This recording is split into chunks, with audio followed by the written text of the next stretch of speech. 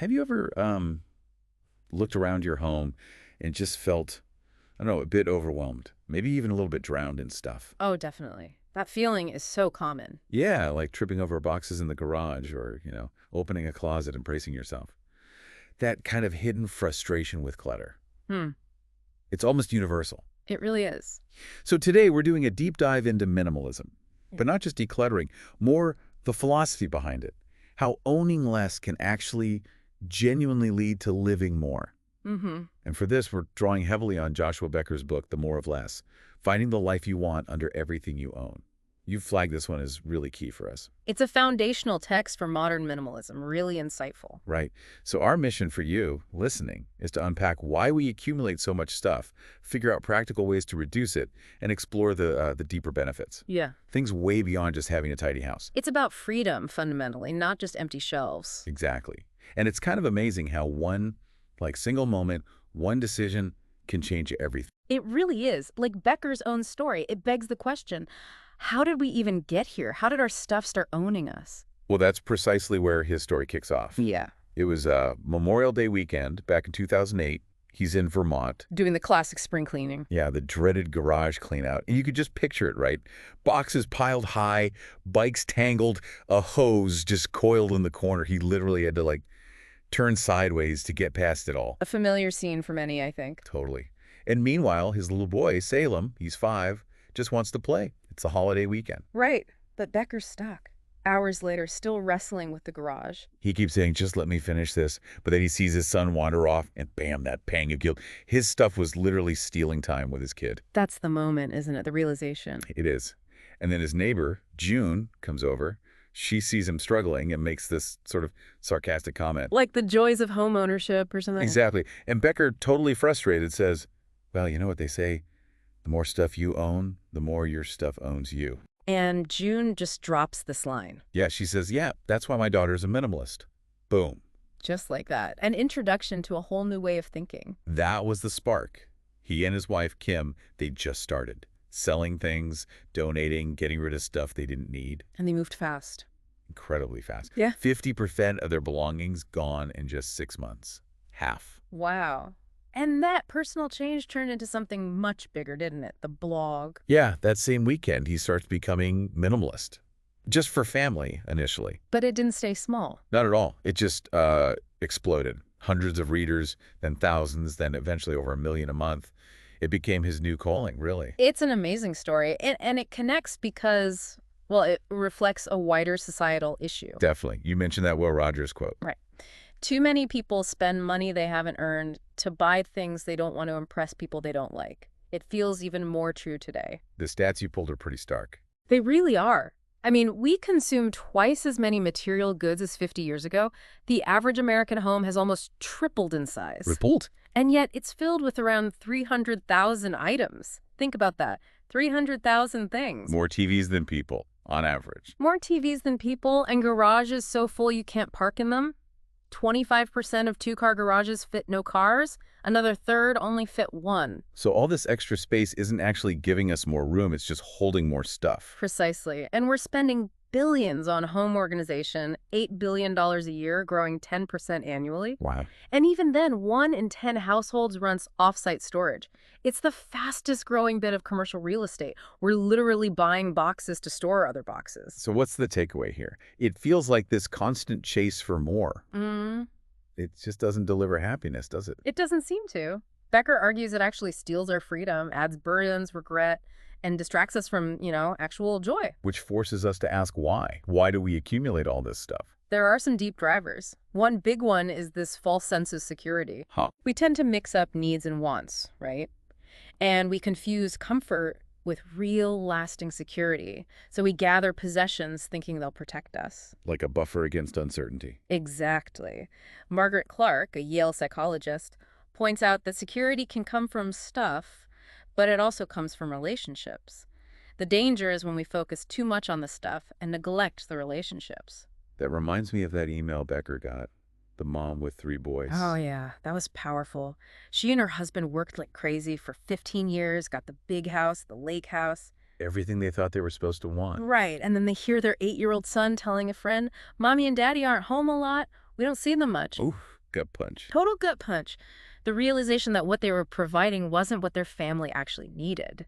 It really makes you question where true security comes from. It's rarely in the things, which can break or go out of style. It's usually in those connections, the relationships we sometimes sacrifice to get the things. Okay, so security is one driver. What else pushes us to accumulate? Social acceptance is another huge one. We buy things to fit in or, impress people based on what our group thinks is normal. Like the story about Becker's kids and their glasses. Yeah, perfect example. His teenage son, Salem, hated wearing his new glasses around friends, felt embarrassed. But his younger sister, Alexa, loved hers because her friends thought they were adorable. Same item. Totally different reaction based on the social group. Exactly. Our normal is totally defined by who we hang out with. It makes you wonder, what if things flipped? What if having too much stuff became embarrassing? That's an interesting thought experiment. Imagine feeling awkward about a massive walk-in closet or having multiple cars just because you can. Yeah. What if, like, responsible living and generosity were the things society admired most? That would change the game entirely. And then there's the constant misguided search for contentment. The if I just get X, then I'll be happy trap. Precisely. But material things, they just don't deliver lasting satisfaction. That's why the feeling fades and we start wanting the next thing. So happiness isn't something you acquire. It's more a choice, an internal thing. That's what Becker argues. It's a decision you make, not a destination you reach by buying something. And feeding all these insecurities, all these desires, the marketers. Oh, they know us well. Maybe better than we know ourselves sometimes. Airy thought. They play on our feelings of inadequacy. Think about the tactics they use. Scarcity. Limited time offer, only 3 seats left. Makes you jump without thinking. Exactly. Forces snap decisions. Or the instant markdown. You mentioned JCPenney. Yeah. When they got rid of sale prices and just offered low prices, sales tanked. People want the feeling of a deal. Even if the price is the same, it's psychological. Then you've got loss leaders in grocery stores. Get you in for cheap milk, knowing you'll buy a bunch of other stuff. Right, and free samples. 40% of people who take a sample buy something they didn't plan to. It triggers impulse. It feels like a constant battle for our wallets, doesn't it? Like that couple, the Angaros. Anthony and Amy. Yeah, they couldn't figure out where their money went, wanted to travel, then realized they'd spent over $10,000 on Amazon in 4 years. Mostly on small things, under $40. Stuff they couldn't even remember buying. It just highlights how these small, impulsive buys add up, recognizing the tactics, the triggers. That's the first step to taking back control. Yeah, it's not just today's marketing, is it? Our whole relationship with stuff is shaped by, like, generational history, too. Absolutely. Think about the art installation Waste Not by Songdong. His mother's apartment contents. Yeah, 10,000 household items from her tiny Beijing home. It perfectly captures that waste not, want not mentality of the silent generation, shaped by the Depression and war. Frugality was survival. Then you get the baby boomers. Right. Born into prosperity, dual incomes, lots of spending power. They became, consumers of the first order. But now many are questioning that. Downsizing. Hitting retirement. Maybe wondering if all that buying actually brought happiness. Shifting towards experiences. Then Gen X, maybe a bit more skeptical, warned about consumerism. And millennials, who seem almost naturally drawn to minimalism. Technology, wanting mobility. A house full of stuff feels like an anchor. But the question is, will it stick? Or will they follow the same path if economic times get better? That's the million-dollar question. It forces us to ask, are we confusing success with excess? Society applauds success, sure, but we also tend to praise excess almost automatically. Big houses, fancy cars. Right. We dream of that limitless life, but maybe true success, true happiness is quieter, more modest, contentment with less. Okay, so we understand why we accumulate. Now, the practical part. How do we start letting go? Where do you even begin? Becker's advice is simple. Start easy, score some quick wins to build momentum. So not the attic full of sentimental stuff first. Probably not. Start with rooms you use a lot, like the living room, bedroom, bathroom. You'll feel the benefits faster that way. Makes sense. See the positive changes quickly. And try the empty bag approach. Just grab a bag and fill it with the obvious stuff you don't need without agonizing over decisions yet. Just get some momentum going. Get the low-hanging fruit. Exactly. And it helps to define what clutter actually means to you. There are a few definitions in the book, right? Yeah, Becker says it's too much stuff in too small a space, or things you don't use or love, or anything causing disorganization. Joshua Fields Milburn says anything not adding value. Marie Kondo, things that don't spark joy. Peter Walsh says it's anything interfering with the life you could be living. And William Morris, way back, Okay. have nothing in your house that you do not know to be useful or believe to be beautiful. Useful or beautiful, that's a good filter. And one common problem is just duplicates, isn't it? Oh, huge. How many spatulas do you really need? Or sets of sheets? Or pens? We think more is better, but often it just adds clutter. So the goal isn't necessarily bare walls, it's getting rid of the unnecessary stuff to make room for what matters. Precisely. Purposeful removal. Okay, let's tackle some specific categories. Books. This is a tough one for many people. It is, but Becker makes some good points. Your books don't define who you are. And the memory of reading it isn't the same as the physical object. Right. Maybe you jot down some notes about how it made you feel, then pass the book on. Think of it as generosity letting someone else experience it. Setting boundaries helps too, like Becker going from 3 bookcases to 1. Mm-hmm. And it's okay to keep your absolute favorites. Nobody's saying get rid of every book. Plus, e-readers offer a less burdensome way to read. Okay, next. Paper. The bane of many existences. Paper clutter feels like mental clutter too. It really does. Leo Babauta called it a visual sign of procrastination. All those piles just staring at you. Unpaid bills, unsorted mail. Yeah. So ask why you keep it. Procrastination, disorganization, just not knowing what's important, sentiment. Once you know the why, you can tackle the what. What do you actually need? Turns out, not as much as we think, especially with financial records. Right. Often only 3 years. And then the how. Deal with the mail immediately. File what needs filing, recycle the junk right away. Good habits. Now, devices? Seems like there's a new gadget every 5 minutes. And we buy them, leaving the old ones in drawers. Gathering dust. There's a key difference. Technical obsolescence, a new model exists, versus functional obsolescence, your current one stops working. And we usually upgrade way before functional obsolescence hits. We do. Maybe driven by marketing, maybe just wanting the newest thing, but asking, is my current device still working fine? Is a good pause button. Plus, think about the opportunity cost. That money could be debt repayment, a vacation. A new mattress, better sleep. Technology can support minimalism, though. Phone replaces books, maps, music player. True, the filter should be, what problem does this actually solve? If it's not solving a real problem, it might just be adding clutter. Exactly. Now, the really tough one. Sentimental items. Yeah, these are the hardest. What's the strategy here? Only the best. Keep only the truly highest quality, most meaningful items. Like Kim Becker with her grandmother's things. Right. Instead of a box full of stuff, she kept just 3 things: a candy dish, a brooch, a Bible, and displayed them where they could be seen and appreciated daily. More meaning, less clutter. That's a great approach. Taking photos can help too, right? Before letting go. Definitely.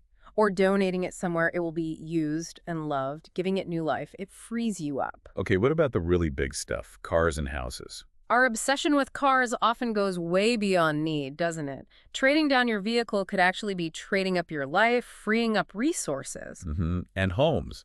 We often think bigger is always better. Right. We outgrow space, make more money, want to impress, chase the dream home. And nobody really questions it. Exactly. Nobody highlights the downsides of bigger or the upsides of smaller. Which are? Easier maintenance, lower mortgage payments, lower utility bills, less time cleaning. Plus, you actually use every room. The Beckers went smaller, right? Yeah, cut their house size by 30%, mortgage almost by 50%. Found it reduced anxiety, made them focus on quality over just quantity. They loved their smaller home more. Okay, so you've done the decluttering. How do you keep it that way? How do you sustain this? Experimentation is key. It's a lifelong tool, really. What do you mean? If you're unsure about getting rid of something, just try living without it for a bit. Box it up, put it away. Test your assumptions about what you actually need. Like the Beckers trying no cable or dumbing down their smartphones. Exactly. Or not eating out for a month, or storing some furniture to see if you miss it. They had that rule. The magic. The Magic 29 rule. If you can live happily without something for 29 days, you can probably live without it forever. I like that. And wasn't there that guy who packed up everything? Ryan Nicodemus, the packing party, packed every single possession as if moving, then only unpacked what he needed over the next 21 days. What happened? Most of the boxes stayed packed, a huge eye-opener for him about what was actually essential. Wow. Like Courtney Carver's Project 333, to only 33 clothing items for 3 months. These experiments push you to see what's possible. You could try it yourself. 29 clothing items, 29 kitchen gadgets. See how it feels. And once you're minimized, keeping things tidy gets easier. Way easier, Yep. because everything has a purpose and hopefully a designated home. So simple habits help maintain it. Yeah, like making the bed mess attracts mess, dealing with mail instantly, putting clothes away immediately dirty in the hamper, clean hung up or folded. Small things prevent pileups. Okay, so we've talked a lot about stuff, but minimalism goes beyond that, right? Wow. Into intentional living. Absolutely. It's about being intentional with your time, your energy, your focus, and even your generosity. The generosity dividend. What's that about? It's this idea that our hearts follow our treasure. Where you put your time, money, energy, that's where your heart will be. Becker's minivan story illustrates that. Perfectly. He got a scratch on his expensive minivan and was super upset. Realized it was because of the big investment. If it had been his cheap bike, he wouldn't have cared nearly as much. So the call is to invest our treasure time, money, energy in things that truly matter. Family, friends, causes. Yes. And living with less directly enables more generosity.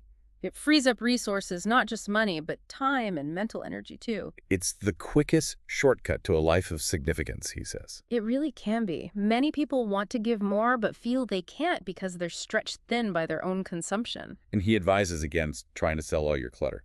Often, yes. His garage sale example, huge effort, lots of stress, only $135 earned. He argues you'll likely find more joy and maybe even do better financially with tax deductions by just donating items to charities that need them. Compared to Allie Eastburn giving up her wedding ring for clean water, it puts the garage sale in perspective. It's an extreme example, but powerful. Generosity doesn't have to be huge, though. Start small. Yeah, even $1 to a cause you care about. Just start the habit. Or try giving first. Make it the first bill you pay each month. Or divert one expense, like skip the fancy coffee once a week and give that money instead. Connect your giving to your passions. Environment, animals, education, whatever moves you. And the benefits aren't just financial. Studies show generosity boosts happiness, health, self-worth. Finding value outside your net worth. Exactly. And this intentionality, it stretches to other areas too, our schedules. Oh yeah, the addiction to busyness. We wear busyness like a badge of honor, but it often leaves us stressed and unfulfilled. Minimalism encourages becoming intentionally unbusy, shedding trivial things to focus on what matters. Making space to actually think and reflect. What about our bodies? How do we care for our bodies without becoming obsessed? That's the question. And the book suggests. Viewing your body as an instrument, not an ornament. It's the tool you use to live out your purpose. That shifts the motivation for healthy choices, doesn't it? It does. You eat well, cut unhealthy habits, not just to look good, but so your body can function well, so you can do the things you want to do in life, fueling your purpose. And finally, relationships. How does intentionality apply there? Well, first, recognizing people aren't possessions. Relationships aren't transactions. Right. Sometimes that means setting boundaries with unhealthy relationships, limiting contact, addressing toxic patterns, knowing that saying goodbye sometimes makes room for a healthier hello. But it's not just about cutting ties. No, it's also about valuing opportunities to give love without expecting anything back. Like Becker's friend John. The one who calls only when he needs something. Yeah. Becker admits he doesn't get much out of it in a traditional sense, but the relationship offers chances to practice patience, grace, sacrifice, unselfish love. It develops compassion. So wrapping this all up, the core message isn't really about getting rid of stuff, is it? Not entirely. That's the how. The why is about clearing space, physical, mental, financial space for what truly matters. More time, deeper connections, bigger impact. It comes back to that parable, the merchant and the pearl. Exactly. The merchant who sold everything he had to buy one pearl of great value. So the pearl is your purpose, your big dream. That's how Becker frames it. Minimalism is the process of selling off the unnecessary distractions to pursue your pearl. And ideally, that purpose involves improving someone else's life, too. Like him starting the Hope Effect with his book Money. Changing orphan care. Yeah, and his point is crucial. He and Kim feel totally ordinary. If we can do this, anybody can. You don't need to start a global nonprofit. Not at all. You have influence right where you are. The real question becomes, what if your life's significance isn't measured by accumulation, but by the dreams you pursue and the service you offer? You can start today. Choose to live for something bigger than just yourself. Dream big dreams for the one life you have. Then wake up and live them.